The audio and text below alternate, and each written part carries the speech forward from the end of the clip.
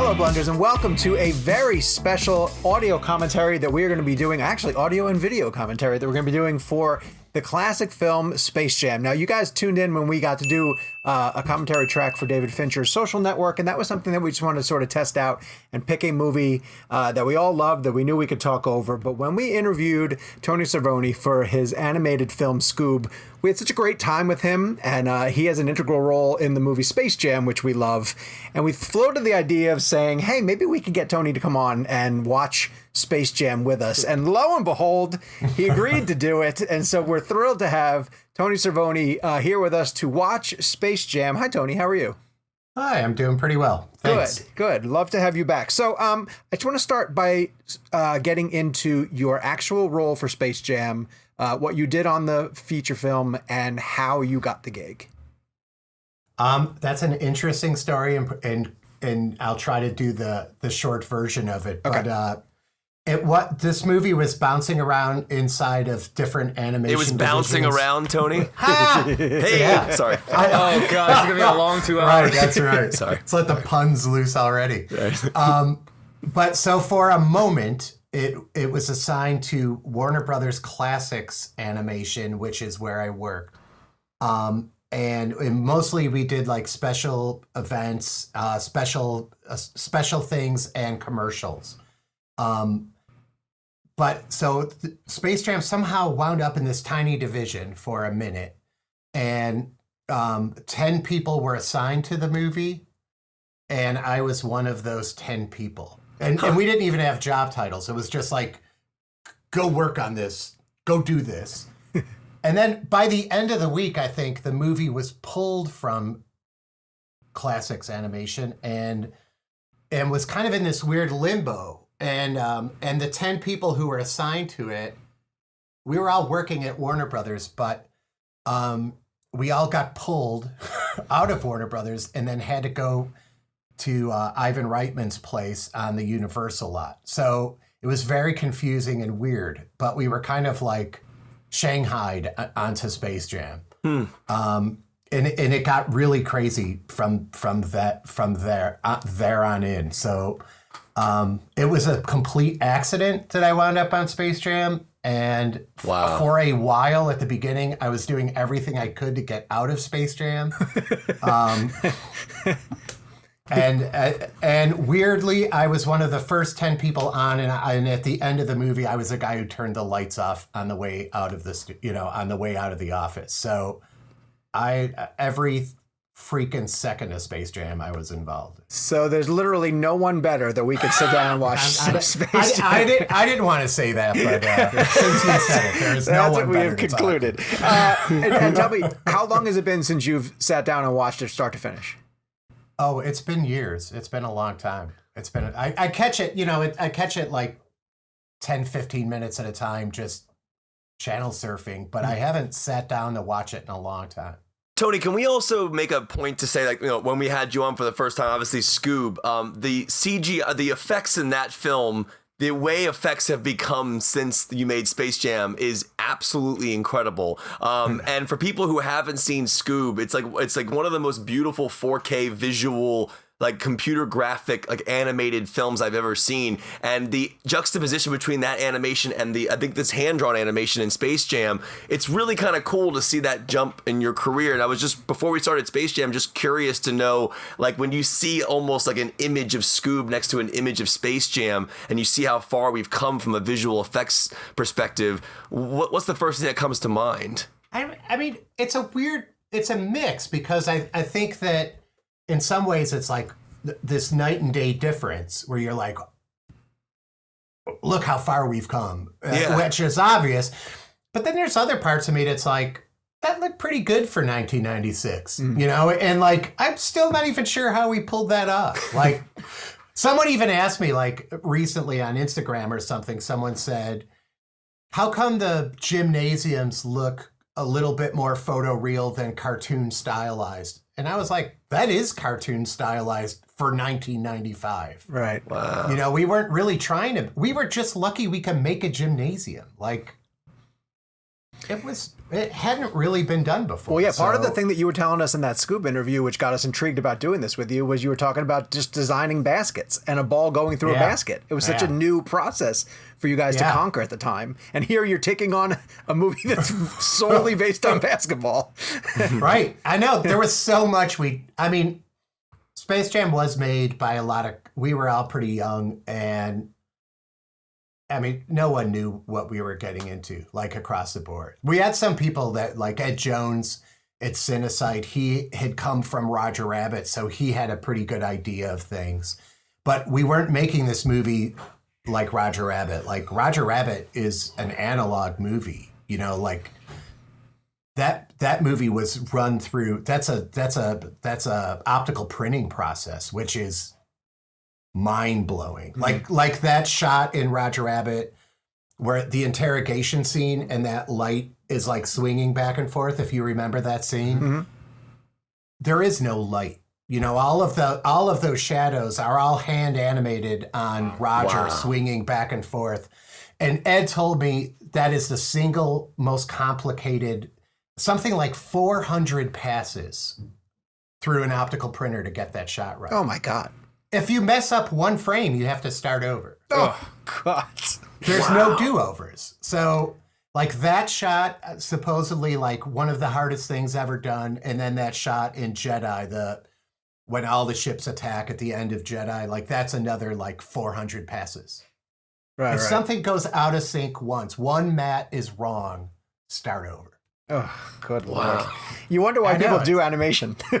Tony, well, because we are a film podcast and only because you just said it, can you explain just like to our audience specifically what matte is? Obviously people, these are things that we know, but I find it interesting, like that Jedi shot you're referring to. Explain what you mean by that and kind of how the different passes, because I feel like that's such an interesting perspective on animation. Well, so every one of those ships there in that final battle is on a motion control rigs. So they were able at that point to program. Stuff in Star Wars is on wires. Like, it's not even on. They didn't even, like, motion control rigs were pretty new for Jedi. So they were able to kind of replicate that move over and over, but you have to keep photographing it. So if a ship's going to go by, you have to photograph the ship. But then you have to photograph it again so you can make a matte of it. And if anything's changing, you just have to keep, you need multiple passes through an optical printer, which is an analog process. So even in Space Jam, like, if you look at Bugs Bunny and he has a shadow on his face, there's no digital anything there. That's a hand-drawn matte. So someone drew a black shadow on Bugs. But to get, like, a curvature of his cheek, sometimes you have to draw a light matte, a medium matte, and a dark matte. Wow. Because there was no way to blend it. So you just did them at different opacities. And even though, like, that was a digital composite, it's still a digital composite of separate hand-drawn elements. Or, like, a highlight, So sometimes Bugs, I think, had a normal of the drawing level, and then, usually 2 or 3 shadows, a cast shadow if his feet are on the ground, and a highlight level. That's amazing. Well, let's dive into the incredible. Film and start picking it apart. There's a lot of pencil mileage in this movie. Good. I'm all ears, man. I want to hear it. It's so cool. He's all ears. You get it, Tony? This is gonna be that 90 was an unintentional pun. This is going to be the longest 87 minutes of my life. Tony, feel free to give some pun droppage in here. I will. So, for people who are listening along with us, following along with us, you're about to watch Space Jam with all 4 of us. We have it queued up on our machines right now. We're at the 000 mark. I'm going to say 3, 2, 1, and then we're going to press play. The classic Riggs and Murtaugh, do I press play on 1 or do I say 1 and then press play? We're going to say 1, then press play, and we'll all sync up together. So here we go. 3, 2, 1, play. And we're mostly going to let Tony talk. And we'll ask questions as we go. That Bugs was animated by Classics Animation. Bill Walton. This is already awesome. The fact that you're commentating on the Warner Brothers logo is awesome. I feel like we have like the coolest pass of all time to just sit here and geek out with you about one of our favorite movies. This is awesome. All I would have loved to have been in the pitch meeting where they're like, okay, listen, Michael, we had this movie idea for you. And he's probably thinking like a big superhero movie or an action film that's like, it's going to be you and Bugs Bunny. And you're going to play back. Like, do you know how it was pitched? Oh, Seal. That's R. Kelly, dude. Wait. I That thought it was was like okay. a... Fly Like an Eagle is Seal. That's our Oh, Kelly. yeah. People don't know this is actually a young Michael Jordan. It is. They went back in time. Yeah. They were doing it long before Scorsese.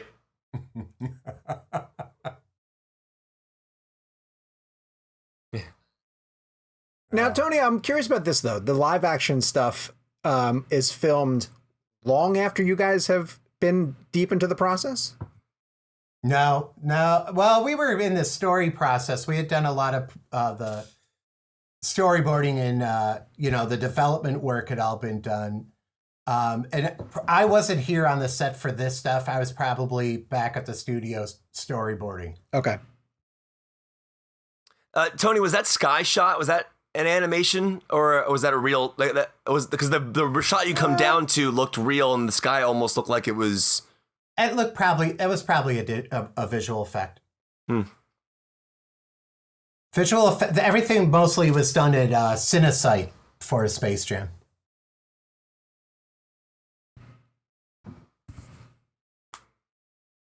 And of course, like the movie was directed by Joe Pytka, who had directed all of the Bugs and Michael Jordan commercials, the Nike commercials, and was very close with Michael. And Pytka is a huge. If I wouldn't be talking about this movie without Pytka, so. Now that's interesting too, because when you say they came into the office and just gave the idea to 10 people or the assignment to 10 people, is it because they knew of the commercials and believed that this could work? Yeah, and those commercials were animated by Warner Brother Classic Animation. Okay. And the animation director on those commercials was Daryl Van Cedars, who said he has his own studio now, but those commercials were great. Tony, the Space Jam Jam to logo. Warner Brothers right after that. Oh, sorry. No, I'm sorry. Go ahead. No, I came to Warner Brothers right after the commercials, so. These credits are awesome. Yeah, the credits are awesome. I was talking about those the other day. I was talking to my wife about something, and I was like, remember how cool those credits were? Why can't we do something cool like that? Yeah. Tony, I wanted to ask about the J in Space Jam, how it goes through. Like, was that something you designed as well? The logo? No, I don't know where that came from. Maybe Consumer Products. I'm not sure who designed the original logo.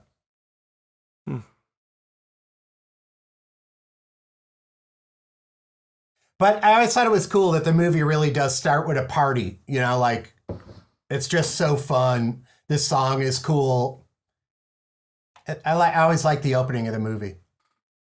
God, I always forget about all the other, like, obviously you guys got Michael, but you guys landed other major, like, you got Patrick Ewing and Larry Bird. Like, you got top players at the top of their game. The best like, of the best. You guys Absolutely. landed. Everyone wanted to be in this movie, and everyone was on the set. Like, we had the best guests. That's so The cool. coolest guests. Did Like, you ever get to see, one of the things they talked about in The Last Dance was that Michael required basically like a basketball court to be able to practice in the summer, and everyone came out and played with him. Did you ever get to go over there and check that out? Yes, absolutely. Yeah, the Jordan Dome. And again, like, everyone was on the set, would want to visit this set and see what was going on.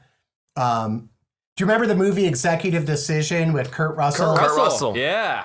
Was that the one where they movie do the exchange in midair? Yeah. That movie was being made on the stage across from us. So we were always going back and forth with Executive Decision. And that movie, they built that plane on a giant gimbal, which is like a giant arm. And they were able to, like, rotate that whole set 360 degrees. Wow. It was so cool. That Executive Decision set was awesome. But we kept having, like, Kurt Russell and Halle Berry coming over, like, back and forth. So it was great. Wait, who was the coolest guest that you think showed up on set that had no involvement in the movie? There were a lot of cool guests, like LL Cool J, Babyface, Halle Berry's pretty cool. She was around a lot. A lot of people. There were a lot of people just coming around. Everyone wanted to see it. That was cool. And just having all the players around was great. Like, it was fun. I want to thank you for having not one Hornet, but two Charlotte Hornets. I'm in North Carolina. I'm in Charlotte right now, and the Hornets are my favorite team. And I always brag that, we have two people in Space Jam. Thank you. There you go. Also, shout out to James about. Newton Howard. James Newton Howard's a great composer. I forgot he composed this. Yeah. And Michael Chapman's a cinematographer. Oh, wow. And so, Taxi Driver, Raging Bull, Space Jam. And James Newton Howard is a Hans Zimmer protege, right? I think so. Yeah. He was close with Ivan. Okay, see these models, these buildings? Mm-hmm. They come from the Hudsucker Proxy. No, the Coen Brothers movie? Yeah, I don't know. So, we borrowed the models, and the models were awesome. All right, Tony, can you those explain buildings that? were the same What do you mean ones. by borrowing models from Hudsucker I don't know. Proxy? They needed to make that shot, and they were like, we need to build buildings, and they're like, no, I know the guy from Hudsucker Proxy. Let's just go borrow those. That's so Like you great. do. Tony, please tell me the Coen Brothers stopped by on set. No, they did not. That would have been cool. I have the painting, the design painting for Mora Mountain hanging on my wall over there. So that's kind of cool to see that. Tony, I don't know how much involvement you have with Space Jam 2, but are any of these characters coming back? Like, is the Danny DeVito character coming back? Is he like the villain in 2? I don't know how much crossover there will be between the two movies. Tony, do you think Space Jam 2 will keep the hand-drawn animation, or do you think they're going to go full CG? There's a lot of hand-drawn animation in Space Jam 2. Cool, as there should be. Yeah, and Spike Brandt is the animation director on it, so it couldn't be in better hands. Have you seen any of the new one yet? A little bit. Wow. Cool. What? Tony, I'm going to ask you this only because I'm just interested to know, like, what your relationship became like with Michael Jordan, in the sense of, like, did he start to know who you were when you guys would work together? Like, what like, I guess, what was your first time meeting him, and then did you guys develop a little bit of a friendship throughout? I mean, we weren't like friends, but yeah, we did spend a lot of time around each other, and I'm from outside of Chicago, so I'm a Bulls fan, and I was in Chicago, western suburbs. My parents. I'm talking to you from Chicago right now. Oh, there you go. Well, so I was.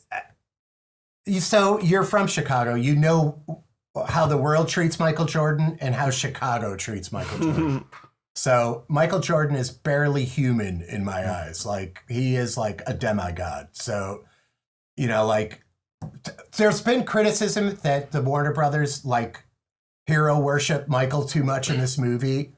And that is because myself and a number of other animators on this movie were from Chicago. And we could never, he was just our hero. So. But he's still our hero. Here he is trying baseball. Didn't Like, quite go his Tony, way. What I always love about this scene is I guarantee you that's how the players were. Like, he would strike out. One, he was actually not a bad baseball player, but even when he would strike out, I feel like everyone was like, good swing, Michael, great swing, good job. It's like that scene in the movie Pop Star when Andy Samberg misses the basketball and all of his friends are like, yeah, he basically, everyone's like, yeah, good job, yeah. I always wondered if that happened, because some of these stories, I wonder if they come from. I always wonder if this thing where the catcher is giving him the pitches, if that actually happened. I bet you it has. I want to mention too, Tony, I know you included the Bulls introduction music in Scoob, that's when I was like, wait a second. Yeah. He's got to be a Bulls fan. There's no way that is great music, by the way. No way that got snuck in. You know what? We tried a million other things, and it couldn't be beat in Scoob. We're like that Alan Parsons Project. Especially if you're from Chicago, you hear the first three notes of that, and you're like, whoa. Oh, God. It's because growing up in obsessed with the NBA during that, whenever you heard that music, it made you enraged. I was a Knicks fan, so I was enraged. I wonder how many weddings people like the bride and grooms came out to that music, you know, like. The next thing Tony's going to tell us is the dirt in this scene is from Miller's Crossing. So Wayne Knight in this was like the height of Seinfeld, right? Like this was like when Wayne Knight was. Yeah, I think it's after Jurassic Park too. Like, yeah, it would have been a few years because Jurassic Park was 93. Yeah, so good cut.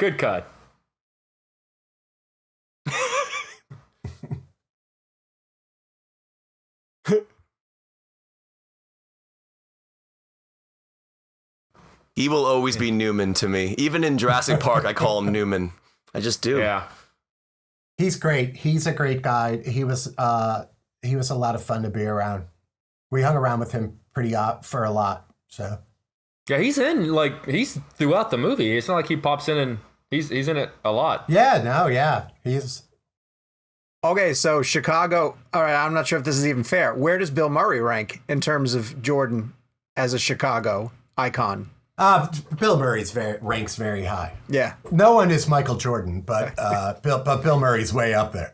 Tony, have you heard the stories about, I mean, I know it's true now and people talk about it now, about Bill Murray having no agent and no publicist and to a point where people would have to like email him or like send him like physical scripts. Was that happening at this point in his career too?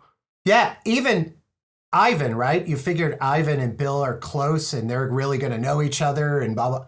Even Reitman, everyone was sweating it. Like, did we reach him? Is he going to show up? Like, all those kind of classic Bill Murray stories are true. Wow. But he did show up and he was great. Is it really like that? Like, you just be on set one day and you just really don't know if he's going to be there?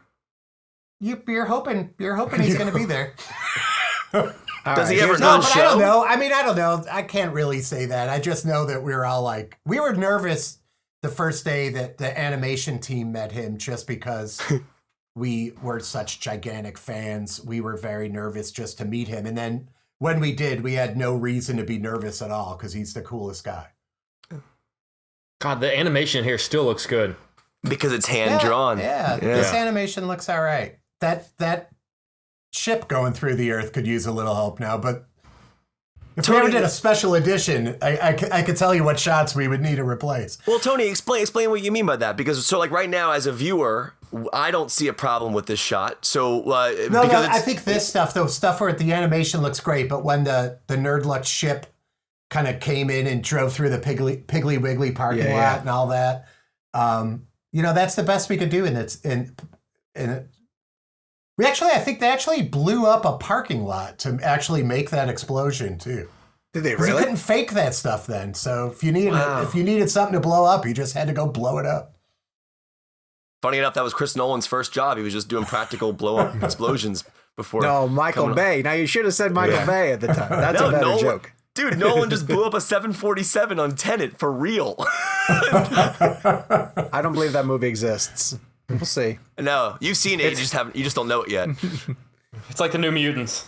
I always loved when you saw an animated character that was in a TV show make a transition to motion picture, because for some reason the animation looks more sophisticated, like they had more time to work on it, and the TV shows come together quicker, like it's like Bugs in particular.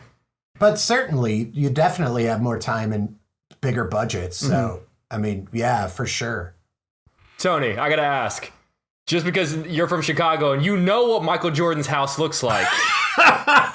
Yeah, it was just like that. Was the idea to make him like an everyman, like a dude that would just live in the neighborhood? Because Michael Jordan, like, for people that don't know, his mansion literally has a gate that has a 2 and 3 on it that has to open up. It's for sale now. But like, he lives in a mansion with a 2-3 gate that has to open up. And so I love this idea. He doesn't live in a quaint little house in Pasadena. I love the idea that he just lives, and then later on in the movie, he's like in like a hotel room with like 2 double beds, and I love this idea that he's just a normal guy living in a small house and staying in a small hotel room.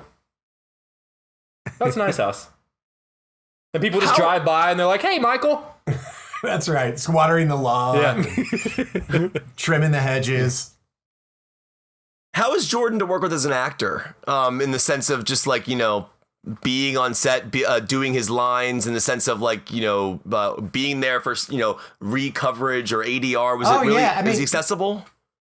Yeah, and really professional. Like, shows up, does it, prepared, like really, really professional. And especially with the animation teams, like always really interested and, showing them what we were going to do and where the characters would go and how they were going to look. He was into it.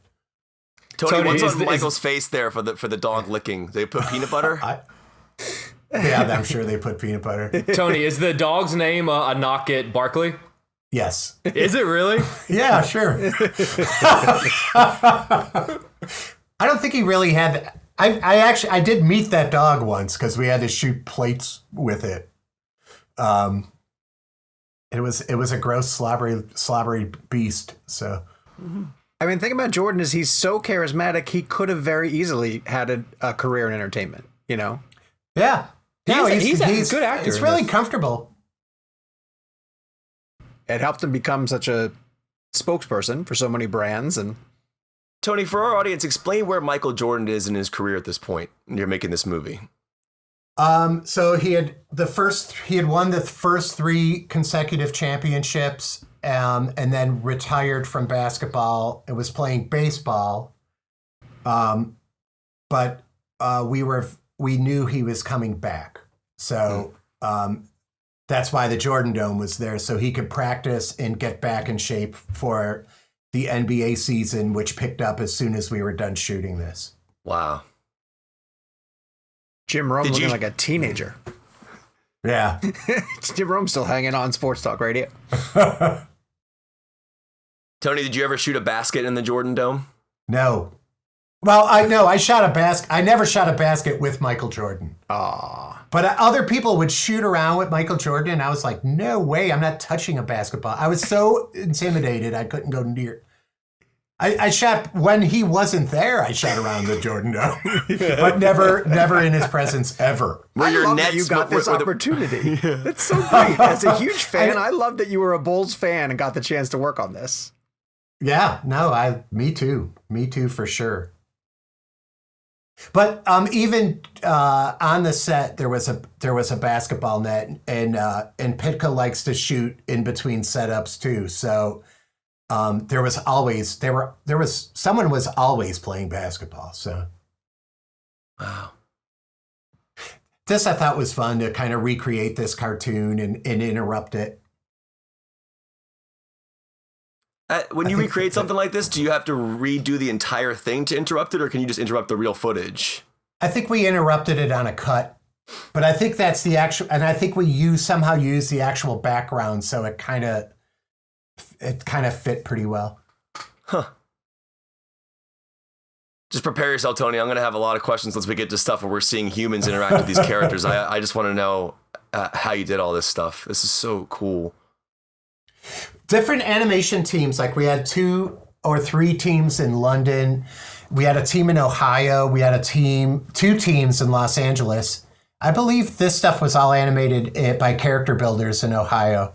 They were a really good team, had really great animators. We had a lot of good animators all over the world working on this movie. And also like, all these characters, the secondary characters in the crowd, they were all things that the animation team put in because we loved all these characters so much. Yeah. Oh God, and that was the first time Yosemite Sam had a gun for like years leading into this. Is that a big deal? Do you have to get like clearance on stuff like that?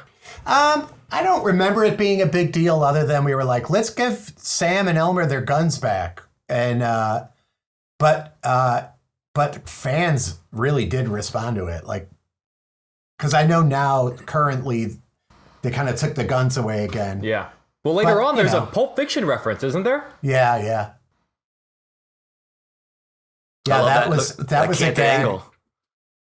Wait, yeah, what's the Pulp Fiction reference? I forget what it is. You'll see. It's in the game. It's pretty obvious. Yeah. Okay. Yeah, that was a Patton reference. The bugs in front of the big flag. See, before for the kids, for the kids, right? Yeah. For the kids. I think what's horrible is that obviously as a kid I saw this before I ever saw Patton. I think Whenever we watched Patton in school, I think I reversed. I was like, "Oh, cool, like Space Jam." Yeah. That's right. Patton ripped it off from Space Jam. I forgot how many Dutch angles were in this movie. He likes. Well, we did try to like take the live action shooting style, yeah, and try to incorporate it into the animation. So the animation setups aren't as like like that. Like that's a Pitka shot, yeah, low and wide. I like it. It just really kind of commands a presence of the immersion for the story. It's actually. Yeah. There was a big effort to try and marry the live action style into the animation style. So I'm assuming this shot right here, like the animation is the actual background, and then you have a real clip playing. Yeah. Cool. When you're trying to come up with concepts to throw into the movie and animate certain things, how much do you have to pay attention to things that have been done on the various cartoons through the years and try not to repeat something or come too close to something that exists already? I mean, a lot of times we're doing it on purpose, but a lot of times you're doing stuff and you forget. You think it's an original idea. We used to always like Simpsons did it. We would always like someone has said Simpsons did it like 20 million times to me in my life. So really, it's like, hey, this is a great idea. Yeah, wait, Simpsons is season 7. All right. So there aren't that many original ideas. Tony, I just got reminded of something watching the basketball footage here. You watched the Last Dance documentary, right? I have not watched it. Dude. Oh, okay. I know. Oh. I haven't because I'm not emotionally prepared to watch it. Oh, man. I know I'm going to watch it. I'm going to watch it all at once. I need to set a day aside, but I haven't watched it yet. Well, There's 10 Patricia hours. Heaton from Raymond before she was famous. Oh, yeah, right. That's right. Patricia Heaton. From Everybody Loves Raymond in The Middle. If you do end up watching it, Tony, I do have a question for you, and this maybe you'll be able to answer this with just knowing, like seeing this footage of the basketball footage in the documentary when they show games from the 90s, they somehow made them look super 4K again. Oh, really? And I don't know how they achieved that. I don't know if they up converted the footage, but like anytime we went back to like these like games, it seemed like they were 4K, like from the 90s. Really? Yeah, that's really cool. I didn't know that. Dude, you were going to die watching The Last Dance, man. I know. That's all my friends are like, have you seen it? They want to talk about it? And I'm like, just aren't you interested in seeing what they say? I mean, they don't obviously go extensively into it, but they do talk about Space Jam. Oh yeah, I'm sure they do, and yeah, but people let me know. I mean, like I said, I am an enormous fan. So, and this stuff was like was meaningful stuff in my life. So I'm kind of like, I want to watch it, but I'm kind of nervous to watch it too.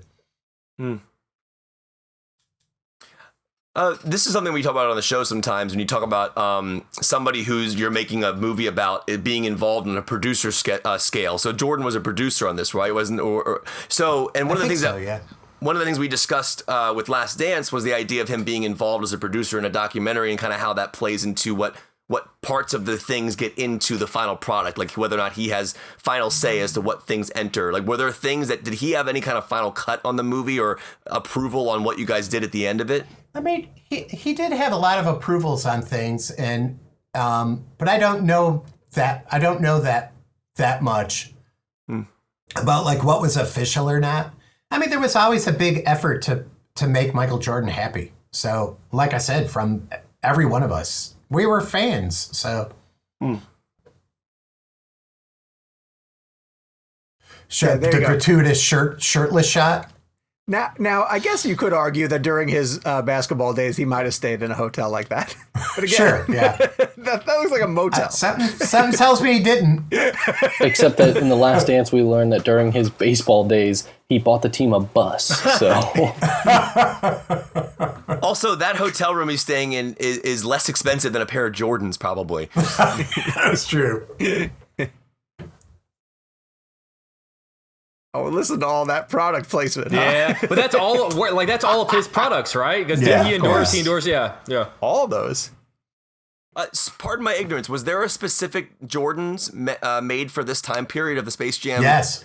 Yeah. There was a special one made for the movie. It's a big collectible shoe now. Cool. A little NBA trivia for you guys. That's Vlade Divac, player for the Los Angeles Lakers. He got traded to the Charlotte Hornets for Kobe Bryant. For Kobe Bryant. Yeah, we drafted Good Kobe move. Bryant 13th and decided Vlade. to send him to LA for Vlade. So good job, us. Sean, where are all your championship merch? Where's all your? hanging around? We keep it downstairs. Yeah. Downstairs.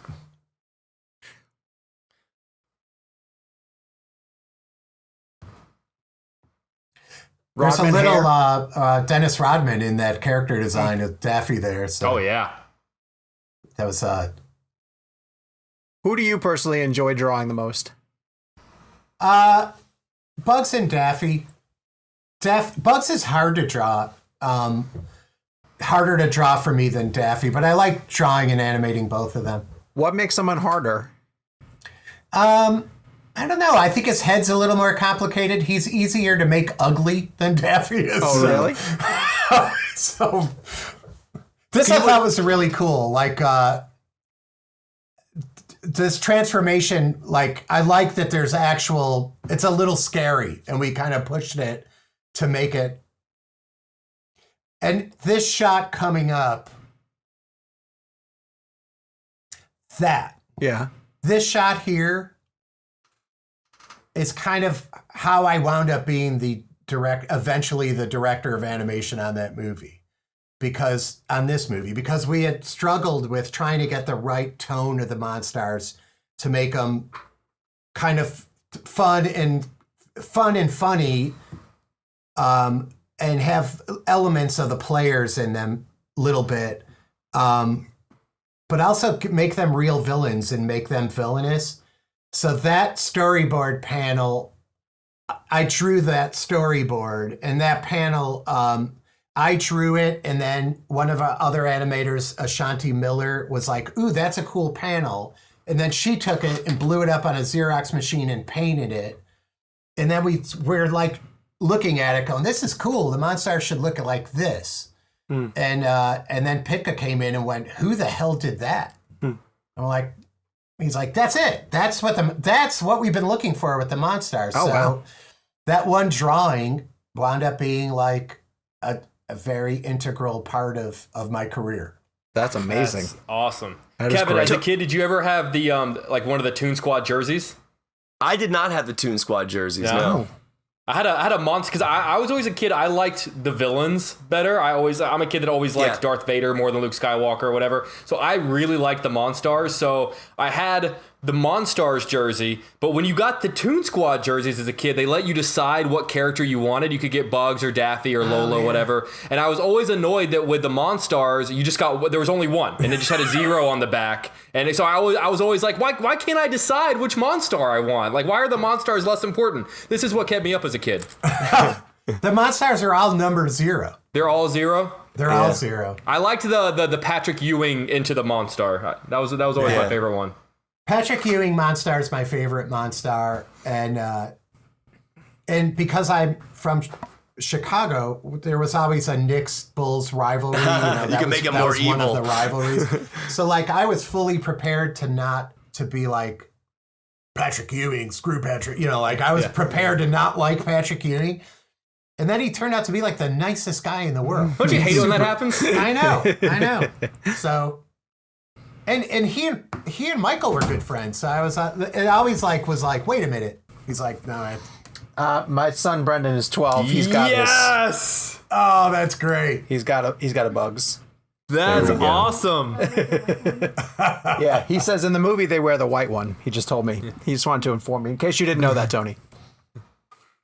I like the black. Did you just text him, or was that like the most crazy coincidence of all No, time? I texted him. Okay, I was going to say, said, what are the odds that he just walked in with that jersey? Brendan collects jerseys. He collects, offbeat NBA jerseys, and he got a Bugs a couple of years ago. So Dude, your son is so much cooler than I am. he is. I know.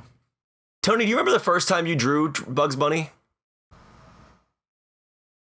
For real? Just you to mean do- like professionally? Professionally and also when you were younger. I don't remember. I'm sure I drew Bugs Bunny as a little kid, and I don't remember that. But the first time I drew him professionally was on the Carrot Blanca short.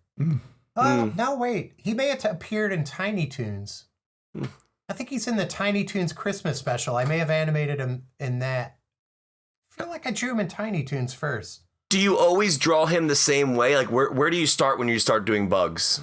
I kind of, with Bugs, I try to like build it up, you know, like with like a loose like head shape, and then figure out where the features are going to kind of click in, and then kind of build it up from there. How long would it take you to draw like a simple Bugs Bunny if you were to do it on command? How long? 10, not very long. Yeah, I could draw one right now. Are you doing it right now? Please do that. I didn't want to ask you, but I wanted to. I was actually interested because we're on a commentary track, and this is actually what we're trying to teach our viewers, which is cool. I like the idea, Tony, while you're doing that, of the golf balls instead of birds flying around Jordan. So as we're watching Bugs Bunny on screen right now, Tony is drawing Bugs Bunny for us. This is what's happening in our lives at the moment. I just grabbed a pen, so. Well, this wasn't planned, so it's actually. I love better. that Tony with a pen is going to bring out something better than anything of us could have. Oh my God! What? Wait a second. How did you just hold that up again one more time, Tony? Real quick, one more time. Come on! God, that's amazing. What's the 168? I don't know. I don't even know what 168 means. I just had this on my desk. That's fantastic. It was just a piece of paper that said 168 on it, and I drew. It must have been something. Wow. All right, can you talk about the construction of by Uli Meyer's studio in London? Dean Roberts, I think, is the animator on a lot of the Staffy stuff. Bill Ray also worked on the movie, famous from Ren and Stimpy, so that inner ear painting, you know, is like a total Ren and Stimpy kind of thing. That's true. Is it a pretty small community of animators? Is there a lot of sort of like crosswork between all of you? Yeah, even across the world. Like, the animation community is pretty small, and animators move around a lot. So we all kind of weirdly get to know each other. So from Japan to Korea to England to all over the place. That's awesome. Tony, when Bugs Bunny is pushing on Jordan right there, explain to our audience what's exactly happening on set. In this case, there was a guy in a green costume on top of Michael. So could you imagine being that guy? There was a green, like these green ninjas who would grab his shirt, and then we would have to cover the real hand up with Bugs' hand. So I need to see that footage. It's not like there's just a guy there pulling on him. I was going to ask you because obviously usually there's someone. Michael, there's someone in his eye line. The thing that was most complicated is it seemed like the people on set would talk a lot faster than Bugs talked or slower than Bugs talked. So then to try and match up the dialogue performance, it was always off. Like, we were always trying to slide stuff one way or another. That's interesting. How at that point in time, how common was the usage of green screen? Because obviously it was pretty prevalent in this. It was super movie. new. It was really new. Like, green screen was very new, other than like for the weatherman on the local news. But and also the motion tracking setups, you know, those were really new. Like, we didn't know what we were looking at. Can you explain that? Can you explain what that means? Motion tracking for our yeah. Well, it'll come up pretty soon. This all was animated by Dave Spafford and his team. Dave did all of the Daffy and Donald piano playing scene in Roger Rabbit, which is just a beautiful piece of animation. But he and his team animated this. Now, Tony, I don't know if you remember, but like after this came out, Were there a lot of people trying to, like, Hollywood is an industry that loves to replicate something that's successful. Did people try to sort of apply this to other things? I don't remember. Well, I mean, there weren't too many hybrid movies after this. So this gym now at this point is a 3D space. Okay. Like it's a 3D model. And so explain to us how this is being done. Like how does this whole thing come together? This shot right there. So this is Michael Jordan in a green set. And also, but anytime the camera is moving, we used these tracking balls, which were on the wall, these red tracking balls, which would tell the computer how the room was moving. Which is what everyone does now. In fact, I don't even know if you need green balls anymore. I think the computer just knows what's happening. But at this point, it was all brand new, and we were just hoping it was going to work. For Jordan's face on that animated ball, did you have to have him go into a studio and just do weird faces? I think that might be a 3D Jordan. I'm not sure. But see how like the camera's moving there? Mm-hmm. That was all used with tracking, motion tracking, Michael on a green set. And then we animated the characters by hand into the moving shot.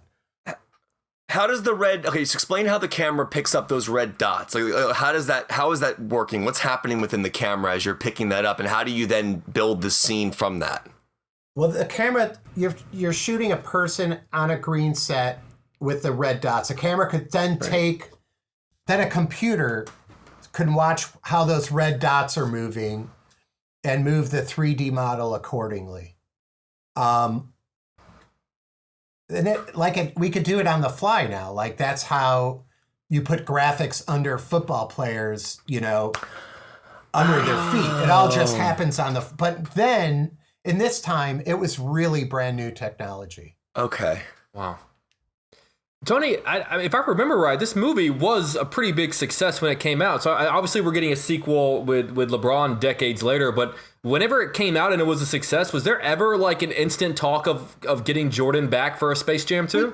We did talk about it. We actually had another idea that was going to be more animated, like it was going to have an animated Michael in it, but it never really took off. But there was talk about it. Is Jordan in the sequel? I can't talk about that. Hey, I thought I'd ask. I mean, I don't see how you make it without him. You can tell, though, just from scenes like this, that the movie is made by people who love basketball, though. This is the most successful basketball movie ever made. Right. But I think for a reason. Suck it, Hoosiers. That's right. But I think, I guess that playing field is pretty narrow, or shallow. But no, absolutely. I mean, Pitka's a huge NBA. I mean, the NBA was something different in the 90s. Mm-hmm. Like, I don't want to sound like an old man, but it was different then. Like, everyone was a star. Everyone had, the teams were different. The sport was different, at least in my opinion. Mm-hmm. And I like in some ways, this is like the culmination of 90s basketball. Mm-hmm. Do you guys have to go to the NBA and sort of say like, hey, here's our idea. We need your permission to not just shoot in the stadiums, but use logos and use, team graphics. Sure. Like what, yeah. were they fairly receptive? Yeah, I think so. I mean, this was, everyone was pretty excited about this when we made it. Like the NBA, all the players, they really wanted to do it. Everyone was like angling to get in it.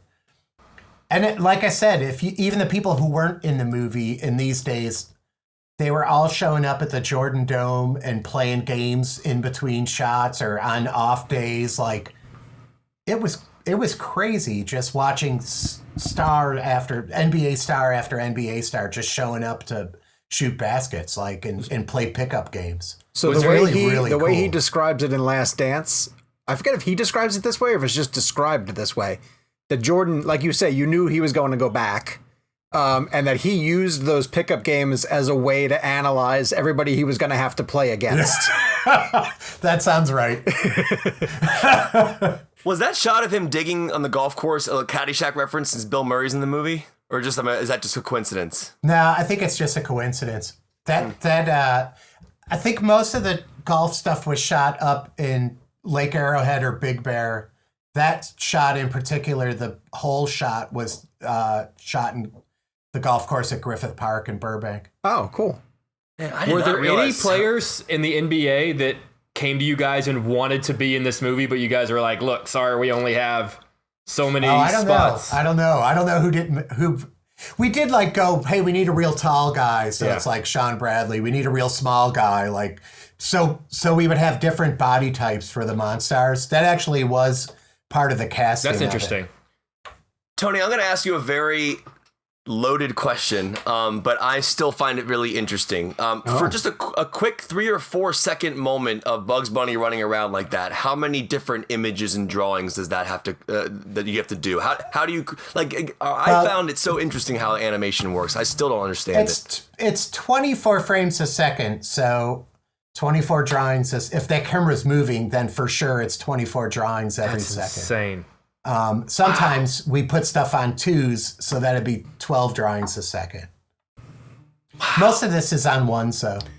And can we talk about the ball? Because when an animated character holds the ball, it has a different quality to it. And I know you guys struggled to figure out how to do that initially, didn't you? Most of the time, if an animated character is holding the ball, it's not a 3D object. It's just a photo of a ball. And hopefully it's a photo of the same ball. But I can't guarantee that, which might be why it looks a little different from, Stupid question. Where are the balls now from this movie? Did they save them? I don't know. You should have taken one I'm from sure the dome, prop man. guy. I know. I did not take one. So. I do have. We did make these life-size models of Bugs and Elmer, and I do have one of the Bugs. The Bugses from this set, like the on-set version of Bugs Bunny. And we would use them sometimes to kind of like line a shot up or see where Bugs would be in a frame. We would use the dummy Bugs and then, set up the shot and then pull it out. Are you getting To be this honest, stuff we practically? didn't use them that much. Sorry. Yeah, some of that was a practical like statue of Bugs Bunny. And you can pose it and stuff. Going back to you having the lifestyle, what is protocol for just walking off of set with something? Because so often we all do the junkets and we talk to actors about, did you ever get something from the set? And it sounds fairly difficult to like walk away with a wand. Yeah, you are not supposed to walk off. I don't even know how I got that thing. Because that's a pretty big thing to walk off with. I know. You're not supposed to take stuff off the set. Yeah, that's discouraged. Like you said, you were turning the lights off at the end. They didn't need it anymore. I think, honestly, that might be it. Like, I think somehow it wound up at the animation studio. Like, also, it's a weird thing, a weird cross of this shot's so hard. Like, look at all these feet on the floor with a moving camera. No computers doing that. That is a human being making sure that foot worked on that floor for every frame. Like, that stuff is incredibly hard. Luckily, there was a rug on the floor, and the carpet helped give you a place to anchor that foot for every one of those steps. Okay, but they bring you the filmed down the hallway, and then they tell you, and then you blow add it stuff up. to it. So you blow up every frame, and so you have this like a giant frame of film that you're drawing right on top of. It's hard. It's hard to do. It sounds. I would turn around and say no, thank you, no, thank you. Yeah. A lot of this stuff is on wires, and you can kind of tell. Like watch one of these. The shoe that's over the fireplace. Okay. Oh. This one, when he goes to grab it, watch, you could see the laces move before he touches it. I love it. I love that. That's great. These kids were so cute. Watch, laces. See it? It's great. Movie's ruined. That's right. How'd they release this? I'm curious because you talk about sort of discovering the process as you were going, and I'm curious if there was like an aha moment that sticks out of when you sort of discovered how to do something and then we're like, okay, this is how we should do it moving forward. A lot of those first 3D shots of Jordan and the Toons in the gym, in the once that stuff started, once you started seeing stuff working, it was like, this might actually work, you know? And some things in the game too, we were like, that's a 3D camera flying all over the place, and we were a little scared of it, but once we saw it working, it was pretty exciting.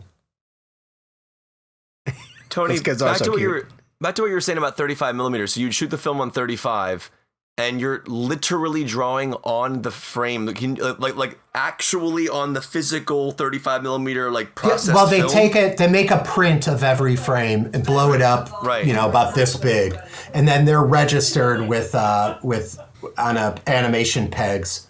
So, and then you're drawing right over it. Oh my god! And then what? And then do you film it again?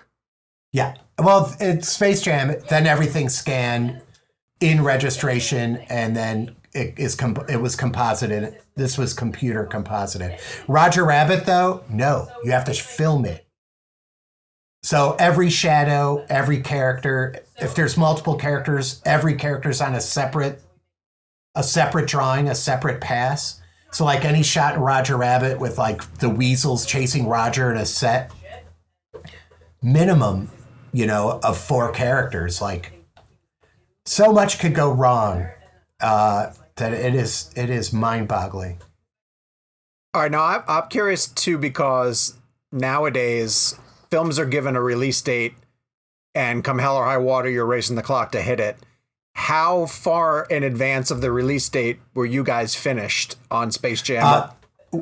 Space Jam was made really quickly. Space Jam was made from beginning to end in 19 months, which is really fast. Like, we were pulling all-nighters, had multiple crews from the beginning. Okay. Like, we had 24-hour crews working on Space Jam. Wow. A night crew had a morning crew. Okay. And we did it really quickly. And because we had a release date of November 15th, 1996, which happened to be my 30th birthday, we were going to hit that release date. Oh my god. Yeah. Do you remember what you guys were up against opening weekend? No, I don't. We were number 1 opening weekend, I know that. That's all that matters. See these shots? Yeah. This was the first stuff we saw of Michael. That's a real basket, a real net on a green stage. But this was the first stuff we ever saw composited together. And I remember sitting next to Pitka for this stuff and us just going, this looks cool. What is this? Because, you know, we saw him on a green set, then all of a sudden we saw this. This was a eureka moment for sure. I understand what you mean, though, about them saying the gym doesn't look hyper animated, or someone saying that, because if I didn't stop to pay really close attention, it looks like a gym. Yeah. It looks like a set of a gym. Yeah, right now, I mean, if we did this now, it would really look like a painting, a painting moving in 3D. Mm-hmm. But this is as painted as we could make it. Tony, in case you were wondering, the number 2 movie that weekend was Ransom. The number 3 movie was The Mirror Has Two Faces. The number 4 was Set It Off. And number 5 was Romeo and Juliet. So you guys beat Shakespeare and Mel Gibson. That was pretty good for 1995. That was really good. 1996. Yeah, Mel in his prime. Yeah. But then again, Michael Jordan. Let's remind everybody, Michael Jordan and Bugs Bunny, for God's sakes. Together at last. Oh, I love the Granny character. Yeah, that's June Foray, the original Granny, who was voicing Granny up until the time she passed away. Oh, really? Okay. Wow. This is cool you guys have the forum in here. Mm-hmm.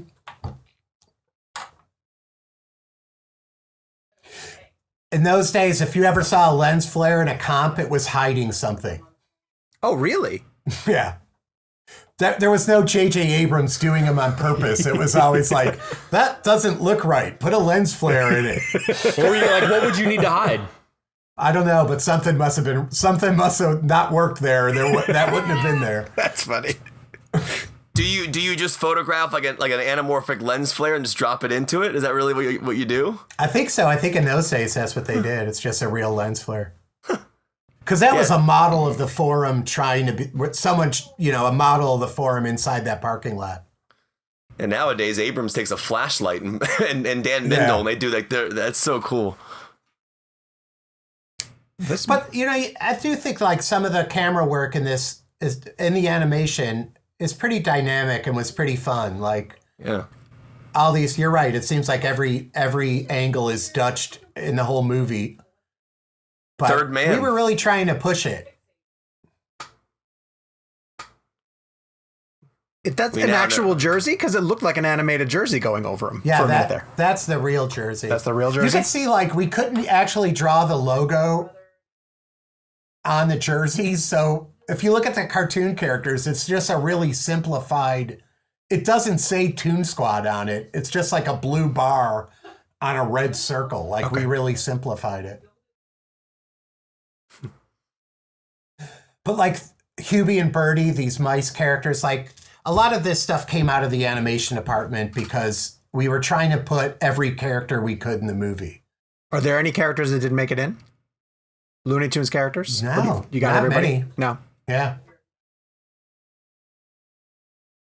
One thing I'm really noticing on this rewatch, and obviously I didn't notice this when I was a kid, is like you were just saying about how dynamic the camera work is. Like the movie moves. Like it's like it's a very motion driven film, especially like a lot of those camera work that's like going up like this or going. I mean, it really like it has it feels like it's going the whole time. There's not a missed beat. Yeah, it does. And like I said, Pitka was a huge influence and taught me a lot. And if you even look at Scoob now, like watching this now after we finished Scoob, the movie, like, yeah, a lot of this stuff is the same. Like there's a lot of low and wide, like that's, so even in that movie, we're trying to keep the camera kind of dynamic as well. Tony, did I just spot the guy in the audience from Bugs Bunny at the Opera? Was that the singer? Yeah, that's Giovanni Jones. Yeah, I'm sure it is. Really? Yeah. Oh my gosh. I just saw him in the background and I flashed back to Bugs holding his hand up, making him sing longer. I'll always remember his anytime I ever put on a suit, I think of that guy's shirt or the pearl coming up and spinning underneath his chin. That's so funny that he's in there. All right, so that shot, we Tony. We get to the game pretty quickly in this movie. I think, like watching it again, it's like, look, we're already in the game. Were there a bunch of green characters there doing the huddle, or is it? Yeah. Most of them were groundlings, and most of them have some like small role in the movie. Like that announcer, I believe, is Steve Kahila, who was one of the green guys. Like they all had a role somewhere. Tony, how do you make a camera shake when it's animated, when the monsters run? That's a good question. Well, computer-wise, you're just moving it every frame. Okay. You're just moving the camera on every frame to shake it. Okay. And then done quick, it sort of replicates that kind of thing? Yeah. I forgot how well shot this movie was, man. It's really well shot. Yeah, it really is. Oh, I want to ask a question about Looney Tunes characters and the rules regarding them, because they are, for the most part, invulnerable. I mean, even the course of, from our childhood, we saw them getting shot in the face. Like Daffy's bill would get blown off and be behind him. Is there any rule in terms of just the things you can't do to them, knowing that they always come back? No, not really. Really? Yeah, I mean, you just try to find new and interesting ways to maim them, Like.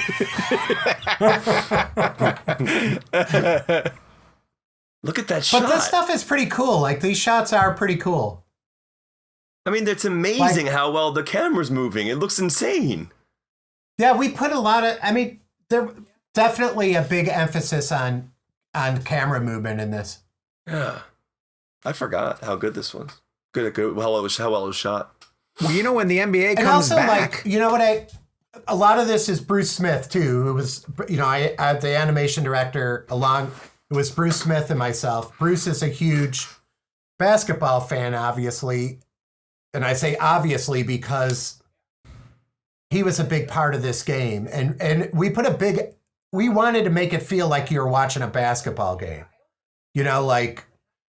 So we're actually kind of paying attention of, even in a cartoon thing like this, of who has the ball, how they're kind of playing offense and defense, using the camera to show off the sport. Like that was all really important stuff and stuff we worked hard on. Like we wanted to make a great basketball movie, not, like it's not just an action movie, it's a basketball movie. Look at that shot. Wow. For the game itself, how do you do you guys look at, not that they're like amazing plays, but like the basketball game itself, the moves, the passes, still kind of have to make logical sense in terms of how the game of basketball works. Yes. Do you guys have to have a meeting in terms of okay, at the end of the day, this basketball game has to make sense. It has to work within the rules of basketball. No, I mean, we didn't it was just something we were very aware of, like how they were bringing the ball in, getting the ball, bringing the ball in we wanted it to feel like basketball. So throughout this process, that was something we were always watching a lot of NBA films too, and looking at the way they were cut and the way they were staged. That was helpful too. It's such a television sport. It was back then. It still is now. The way that we understand the game is defined almost by the way that it's shot on television. Yeah. Yeah, we wanted it to feel like you were watching basketball. Some of these crowds are pretty rough. Don't look too close at these crowds. I can't stop looking at them. I'm scouring the backgrounds. I was going to say earlier, but you were saying something that when the NBA comes back, they should just implement those crowds and put them in the background as they play in the bubble. We're just use these crowds from Space Jam. That's actually not a bad idea. I would tune in and watch. I know, they should do that. Every game is a different crowd, slightly different crowd. Yeah, it's horrible that in 2020 we even point this out, but you have your main villain smoking. That would be an issue nowadays. Never. They're never going to speak. There's stuff we couldn't do now, for sure. And him smoking a cigar, for sure, would not be in the movie. Isn't that crazy? I find that silly.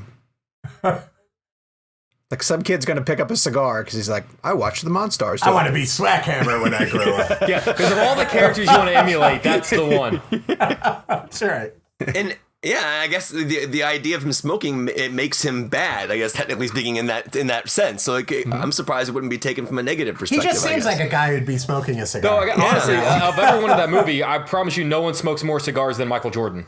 Yeah. Absolutely true. Yeah. That's a great point. Oh yeah, look at the logos. That's so funny. Yeah.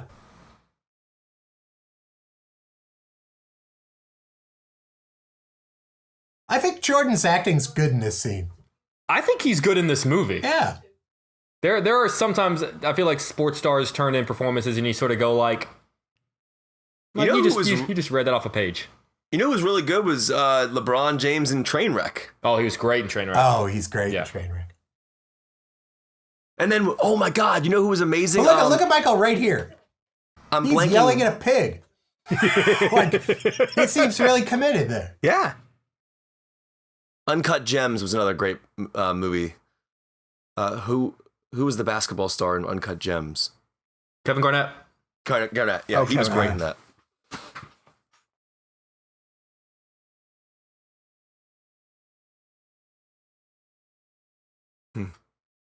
Was the NBA pretty on set all the time with all this? I don't remember NBA officials being there, but I probably wouldn't recognize them if they were. So it's true that you put a picture of Tony Kukoc on the tennis ball to get Jordan to yell at Porky, right? That's right. We had something to motivate him. That's tough. Tony, you mentioned something in our podcast interview for Scoob that I thought was interesting to bring back up here about how hard the nets were to build. Yeah. Can you go into that again, just for people who might not have heard that episode? You'll see them throughout the game where we didn't have nets. We didn't have nets in these shots. In fact, I'm sure a bunch of them already rolled by, like where the Monstars are shooting and stuff. And we got to the point of making the movie, and we got to that point where, like, how do we do the nets? We can't draw them, and we couldn't animate them in 3D. So we went and shot nets live action and tried to comp them into the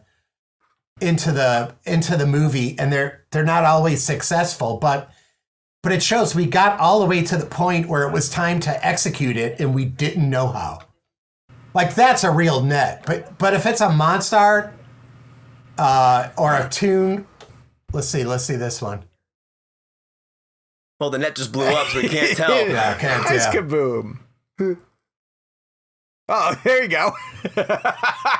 That's so funny. So that was my gag. I don't mind saying I put that gag in a movie because I was a huge Pulp Fiction fan, and everyone loved it, and it was really always got a laugh in our test screenings. Then it came time for that tiny bit of Miserlou, that little bit of music, Dick Dale. the Dick Dale song. Yeah. $500,000 in 1996. Oh my God. No. Oh my God. You guys only use that They wanted much? to kill me. It was like the most expensive piece of music I've ever heard of. Tony, And what they do couldn't you... cut it out, and the joke did not work without it. Sure, no, it wouldn't. So they paid for it. That bought Dick Dale 2 houses, that joke. Oh What do you my think- God. What do you think Tarantino paid for Dick Dale's song on Miserlou and Probably Pulp Fiction? nothing. Right. Right? He probably got it as a favor. Right. Wow. Oh And my then 1 year gosh. later, you're dropping it in your movie. Yeah. It's 500,000. How many Yeah. seconds is that song playing? 5? It's like 2? 3 seconds. barely. It's like 3 seconds. But you're It's so like right. The nothing. joke doesn't work without it, though. Yeah. Yeah, it didn't. We tried every other song and nothing worked. Do you know if Tarantino ever saw this? I don't know. Probably. Oh, I don't know. that's a good net. There's a lot of great Bruce Smith animation and all that Tweety going nuts. Some of that stuff was his. Bruce is such a good animator. We did all the game kind of in LA. Jeff Sergey was a big part of the animation team, and he was the lead animator. And he was a huge contribution to this movie. Jeff also, we came to California together, so Jeff Sergey's also a Chicago guy and a huge Jordan fan. Now, were you done with Animaniacs by the time you dove into all of this? Yeah. Okay, but for the most part, your animators were busy on TV shows or other films. Well, a lot of us came from the same studio outside of Chicago. It was in Homewood, Illinois, down by the border with Indiana. Okay. And so Jeff Sergey, Spike Brandt, myself, we all kind of came from that studio. When that studio kind of ran out of work, we all went to Warner Brothers. We were all hired by Warner Brothers at one time. Is that studio no This longer I there? always thought was really cool, this stylized This animation. is really cool. What's it inspired by? What is it? Is it trying I don't know. We just wanted to do something in a different style and something more graphic. And it was animated in England and really well done. That deal shot is one of the most famous shots in the movie. I love that shot.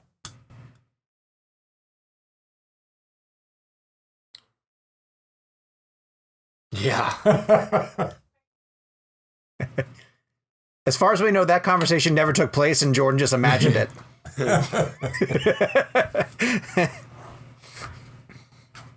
And Tony, apologies if we ever like cut each other off during this. We're just all excited to like jump in and ask you stuff. So apologies for cutting you off at any time. Tony, any truth to the rumor that the original ending Jordan would lose and have a moral victory? Never. No, I'm kidding. You would never let that happen. No, never. Moral victory. Yeah, you get those sports movies where the main team loses, Yeah. but they learn something about themselves. I just watched one. Oh, was it? It was, I won't say what it was, a spoiler. Okay. Oh, good. Thank you. It was Space Jam 2. Electric Boogaloo. That's right.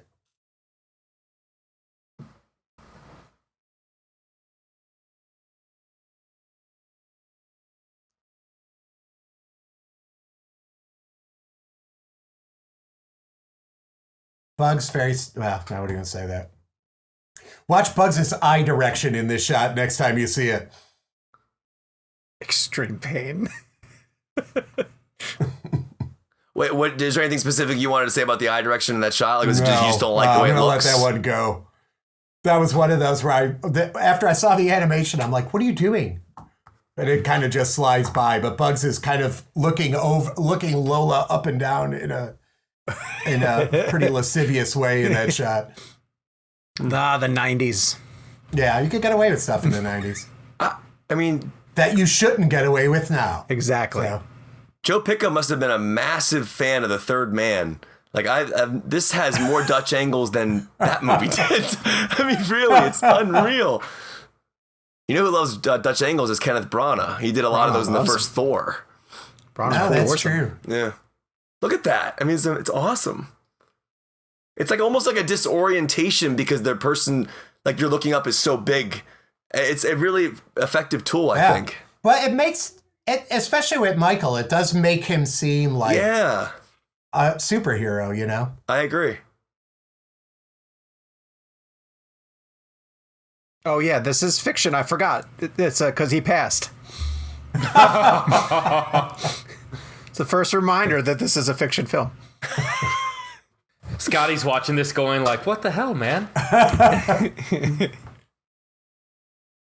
Very funny Adam Sandler bit when he does the game that Wilt Chamberlain scored 100 points.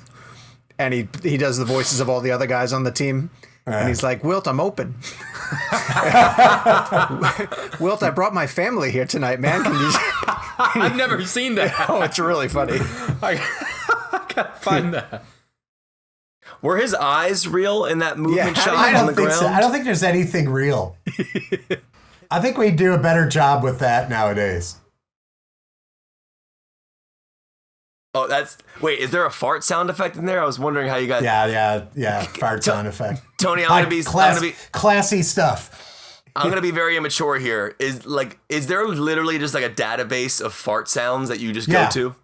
They're always, there's giant libraries of fart sounds, so... It's behind like a giant like vault door. They have to like swing the vault door and put in the There's always code an and like armed guard. open this giant. I want to know what the descriptions are. Like how they describe... they do like they scan your retina before you can go into the vault. No, Kevin, imagine the director who sits there for a full day and listens to all the options. Yeah, that's When Fincher does it, he just does it over and over again. Tony, you'll start to slowly notice that I still have a very immature sense of humor. I'm 36 years old. I find fart humor funny. I've been trying to get these guys to do this thing on our show for a long time called Bathroom Blend, because our show's called ReelBlend. And I'm like, I want to find the best like bathroom scene in a film of all time. And I always go Dumb and Dumber with Jeff Daniels, and they won't play it with me. That's the best one. We have some dignity. Why does Bill Murray keep his hat on backwards for the entire game? I don't know. That bothered me to no end. As a kid. What is that hat? I don't even know what that is. St. What Louis. is he wearing? Is it like a Mud Hens hat or something? I don't know. It's a good question, because I was going to say it looks like a Chicago White Sox hat, but it wouldn't be. No, it looks like some minor league baseball hat, but I'm not sure what it is. What an interesting choice. Yeah, I bet you, considering it's Bill Murray, you probably just wore it to set that day and just kept it on. And everyone's sitting there going, I'm not going to tell him to take it off. You tell him to take it off. Has anyone ever tried to play basketball with a hat on backwards? It's really hard. Like the minute you go up to shoot, it hits the back of your neck. Well, usually the kind of person that would wear a hat backwards is not the kind of guy that's going to be shooting a lot in the game. Very true. Good point.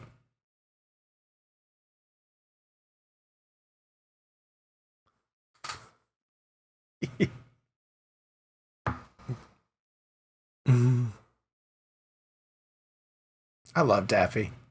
Tony, have we reached a pee moment yet that you've seen? No. It's a really quick movie. If you can't hold it for 87 minutes. That's pretty. It moves. This movie moves. Yeah, it does. I'm with you in that I was actually surprised at how quickly it gets to the game. Yeah. And how invested in the game. You know, like it feels like a game. Yeah. In fact, because I hadn't seen this in a while and almost forgot, in most sports films you get a game earlier where they almost lose and then they have to redeem themselves at the next game. So when we got to this one, I didn't realize it was the end. My parents used to try to get me to drink more water as a kid because I always just drank, Cokes and Dr. Peppers and stuff. And I was so obsessed with this movie. My mom used to get like bottles and put like Mike's secret stuff on it. And I was like, I'm in. That's great. That's how they tricked me into drinking water. It still works, and I'm 32 years old. Look how helpful. Yep. All right, so Tony, how do you do this? Yeah, how are you getting Michael in the air like that? I think it's a infamous arm 2D stretch. gag. I think it's they're just stretching it, and it's not a 3D model. It's a 2D stretch. Okay. Is that Shot a against green screen. Was that a dolly zoom? To get the ball look like it was going like in the initial No, shot? I think it's just probably 2 different elements with the ball blown up and brought inside a camera. Wow.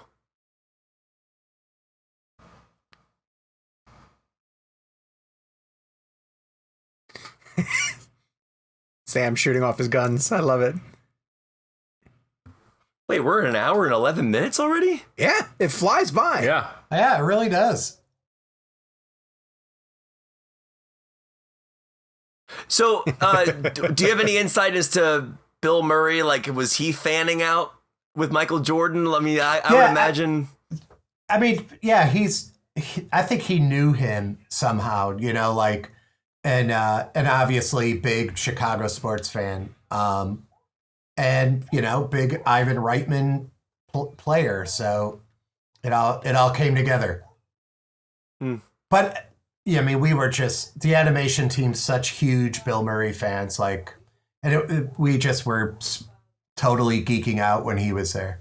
And he's awesome. I mean, we've been lucky enough to interview him before. He is the guy, like the coolest guy on the planet. Like he's that, you don't expect it. Yeah. He's kind of unassuming how cool he is, And I know from this movie and from the Fantastic Mr. Fox and other animated movies he's made, he really cares about the process and the people who make this stuff, which I'm really, that's really impressive. He really does ask all the right questions, and he always seems like he understands that people are making this, and that's pretty cool. Now, Sometimes it's easy to forget it takes 1,000 people to do this stuff, when you said there was an idea to animate Jordan for a follow-up, did you guys ever play around with animating him for even a scene of this movie at all? No, just that one scene, that stylized scene. Okay. That was the only one.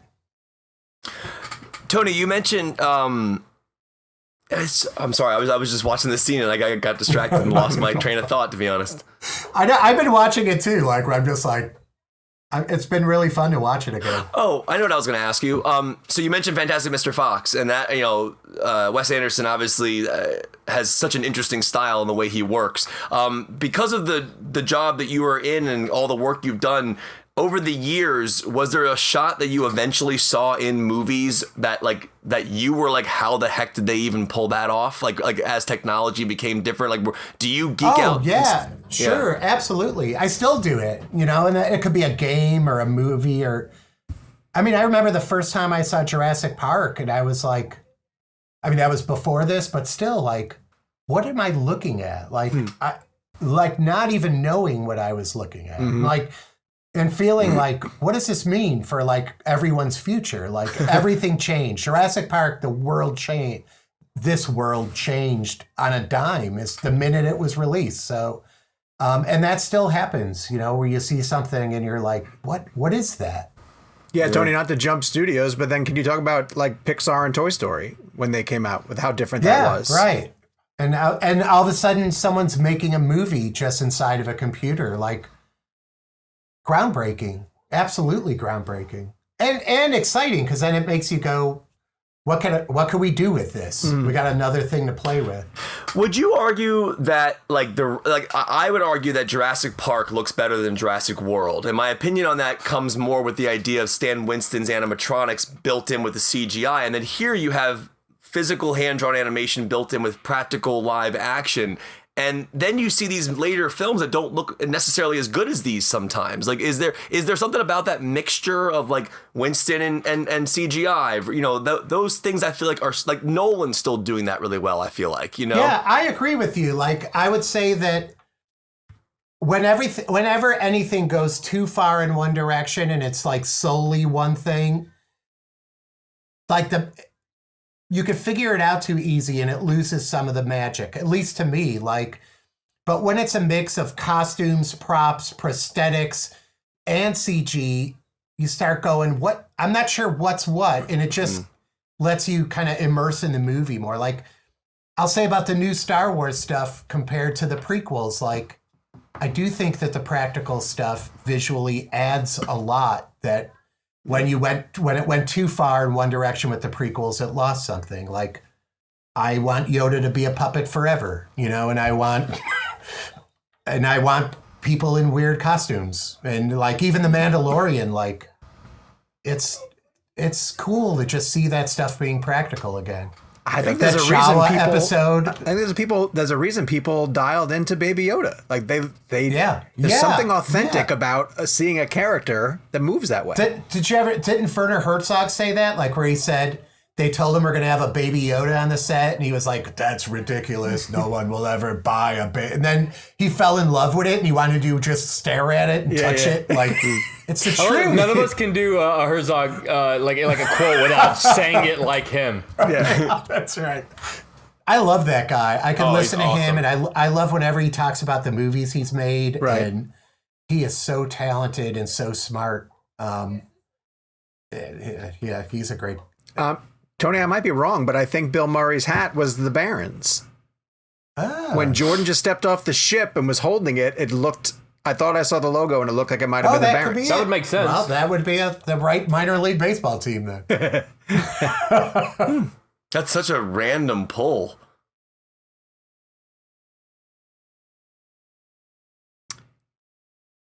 See, the real Jordan wouldn't give them their powers back. That's right. His grandmama. Thank God he didn't eat pizza before this game. I just find this stuff, it's charming, you know, like watching these. This was my era of when I really was watching a lot of basketball. So it's still like watching it now. I think I just find it really cool and charming. Oh, I'll tell you what, they just had such great personalities. My kids, they're teenagers now, and so they watch Last Dance with me, and they all know Jordan, but they were stunned at Barkley because they know Barkley from the TNT show, right? Yeah. So he's overweight, he's very opinionated, and I was like, you guys don't understand how great Charles was. Oh my gosh, in his day. He was tremendous. I shook his hand, you know, during a minute. His hands are this big. He's like shaking hands with the Thing. Like his hands are that big. It's amazing. I saw him in a hotel lobby one time and was amazed at, because I'm originally from Houston, so I know him from my Houston days. I was amazed at how tall he is. Like, and maybe just in relation to some other players, I kind of just assumed he was going to be, not my size, I'm like 5'10", but a shorter, but he is a big guy. Yeah, because he's wide. Like he's a wall. He's huge. There's your hat turned around, Sean. That's it? Yeah. I was really happy we got a little Larry Bird in here too. Oh yeah. The guy over top of Larry Bird's shoulder. Oh, I know it wasn't him, but it looked like Ron Howard. I don't know. Don't know why, but it did. Vintage Shaq. A fairly pale guy, and my buddies often use the joke to describe me. Jake's not white, Jake's clear. Hold on. Tony Cervone in the credits, please. Hey, there you go. I think that last shot of Michael playing basketball is his first game back in the NBA. Okay. Yes. And also, Allison Abadi is my wife. So we met on this movie. Oh, nice. Yeah. Way to bury the lead. Yeah. We got married many years later, but we met on this movie. Way to bury the lead. Please tell me you had a Space Jam themed wedding.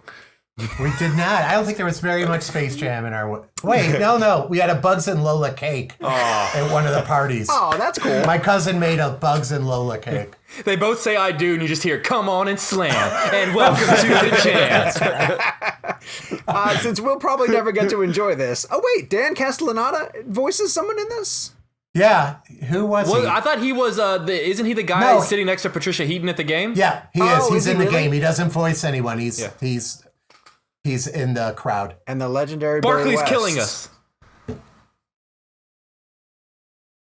All right, so I can redeem myself slightly. At the beginning, when I said Seal, what song was I thinking about with Fly in it? Wanna fly like an eagle. It's in what the I was movie. thinking sea. about. Oh, okay. I was Fly like, like an what am I eagle. doing? Oh, How the did I mess that up? soundtrack was huge. Huge. Oh my god. Just gigantic. Back when soundtracks used to really take off with Yeah. hit movies. I had it on cassette. This was a big sound. Like, this is like Saturday Night Fever size soundtrack. Yeah. It really is. Yeah. There you go. Well, there's the Pulp Fiction Fiction. $500,000 shot. Now, you said he wanted to kill me. Who wanted to kill you, Tony? Joe Medjick, one of the producers, was like, I wonder, 500,000 sounds like a lot of money. And was it 50? It can't have been 50,000 though. No, I wouldn't imagine. I would assume he had you over a barrel. Like, that song Yeah. was... He did have us over a barrel. Yeah. It was a lot of money. But also, like, And also, the after I don't Pulp know. Fiction, that song was huge. Oh, yeah. It was huge. It was a lot of money. Tarantino has the ability to take a song that was already available and make it it becomes that song. Stuck in the Middle with You is Reservoir Dogs. That Misery Right, was yeah. Pulp Fiction. Okay, but I have to give the producer credit for not saying cut the joke. Yeah. Yeah, it was a lot of money, but it got a big laugh. So, Hey, wait a second. survived. Am I in the credits? No, Sean O'Connor. Sorry. Connor. I got very excited for a second there. There's a family of O'Connells that work in the industry. Thomas O'Connell is in almost everything. I like watching the credits. Tony, as somebody who does the job that you do, how important are credits for you? Do you sit through them always? yeah, most of the time. I mean, especially if it's like an animated movie, I kind of want to see who did it, you know? Jinko Gota was a producer for Cinecite on this, and she just produced, what did she just finish? Klaus, I think, for Netflix. Oh, wow. Which Klaus is pretty was good if good. you guys haven't seen it. Yeah. Especially I thought the third act, the end of Klaus, really got me. I thought it was good. Didn't he get nominated for Yeah, animated I think feature? so. Yeah, it was good. And Willoughby's, I watched that recently on Netflix. That was really good too. Tony, what are you working on now? I'm consulting on a couple of different Warner Brothers things, and I'm trying to figure out what's next. Are you involved in the new Animaniacs that's coming back at all? No, I almost was. Where are you really? Yeah, I helped set up the pitch for that and was really thinking, should I do that or finish Scoob? At that point, it was a little bit in a dodgy time, but I stuck with Scoob. So I was in college when the Animaniacs were out, and that was appointment television. It was do not book a class during that time. Make sure you're home to watch the Animaniacs when it was on. Back when, kids knew when things were coming on at a certain time and couldn't just watch it whenever we damn well wanted to. But that show was Kids so these far ahead days. of its time. It was so incredibly smart and funny. That's made by such smart people. The writing was so good, and Tom Ruger is amazing, and just great talent across the board. Great board artists, great. That was so much fun. We loved making that show, and we loved watching it. So it was really cool. I was stunned at the number of jokes that hit in a single episode of that. It was so rapid fire and fast. I haven't seen anything of the new one, but I'm sure they've got a really great team on it. So I'm looking forward to it. Do you think it's like a lot of like Pinky and the Brain and other characters like that are coming back? I think so. I think that. that's awesome, I'm not though. sure if every single character will be in it, but they're going to try and bring some back. Gotcha. Bring them back. So, Tony, what was it like to watch the movie again? It was really cool. It was really cool watching it again.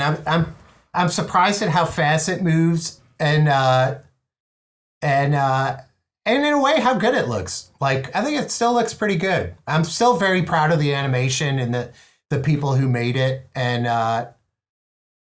it's pretty cool. Like, I can't believe we're doing this. Like, if you would go back in time and say, what is it, 25 years, or I'd be doing this podcast with you, and we'd be talking about this movie and be like, what? What the hell's a podcast? Exactly. Well, let's start there. But really, why? I mean, it's cool that we're still talking about this, and it's great that this movie found a generation who loved it. So that's cool. I'm curious if Warner Brothers did come to you and say like, hey, we want to do a remastered version of Space Jam. Is that something that you would actually be interested in doing and like going in and like, touching up these shots or redoing this, that, and the other to sort of give it like a new face? I don't know. There is probably some stuff we could fix up a little bit. But I don't know. People love this movie and probably aren't being that critical of it. I think that's one of the reasons of its success is it doesn't take itself enormously serious. But then again, the game does kind of weirdly take itself kind of serious. Like they actually do feel like they're playing a game. So I don't know. It's a good popcorn movie, I guess. I'm borderline surprised that they didn't try to replicate it with just other sports. Get me a huge baseball player.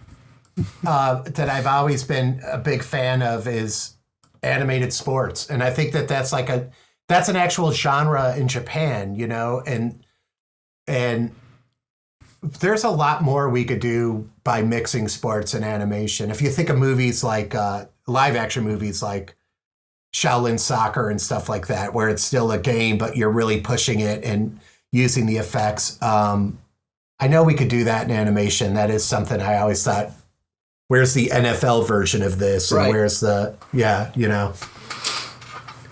It's out there waiting for somebody to make. Well, Tony, thank you so much for joining us for our director's This commentary. was really, really fun. I really enjoyed it. Oh yeah, where'd this bit come from? We'd have to put something in there. We'd have to put That's All Folks in there somewhere. Sure. That's awesome. Yes, Michael, you can go home now. We are finished. That I feel was the most honest performance of Michael Jordan in the movie. Can I go home now? Am I done? And a little bit of a nod to Ferris Bueller, Yeah. Movie's over. On Scoob, I wanted to absolutely just take I wanted to take the Ferris Bueller shot and just have Scooby do it. Like have Scooby come out with a towel on his head and do it line for line. But then they were like, it was very expensive to do for a joke that no one would ever see. So wait, you actually have to pay for the rights to you take probably a would joke? have had to pay someone, and we definitely would have had to build Scooby with a towel on his head. So. But I was like, we should get that hallway, like just use the plate of the hallway and everything, and just. And also, I guess you probably have to imagine that for a kids movie, like most kids don't watch through the movie's over and they're jumping to the next thing. He's probably So it might be a joke. Maybe Marvel cured us of that because now you're right. Oh yeah, people don't leave their seats. We're embedded there. I know if it's a Marvel movie, you can't get me to leave. Which I think is great because I would always at press screenings I would just sit there and wait for everybody to clear out, kind of thing, and get their cell phones and then move on. So They also force you to look at the names. Deadpool did the Ferris Bueller joke too. Ryan Reynolds got that one. Oh yeah, they did. They did. And someone brought that up. Now that you say that, there you go. Simpsons did it, except it was Deadpool did it. Now, if you put a Deadpool mask on Scooby, that's something I would probably want to watch. That's right. That's a hat on a hat. Tony, thank you so much for joining us, man. This is fantastic. And well, thank you again. This was really, really cool. Good. I hope you enjoyed going through Space Jam again. So thank you very much for tuning into the new most recent bonus episode of ReelBlend, and we'll be back with a commentary track sometime soon.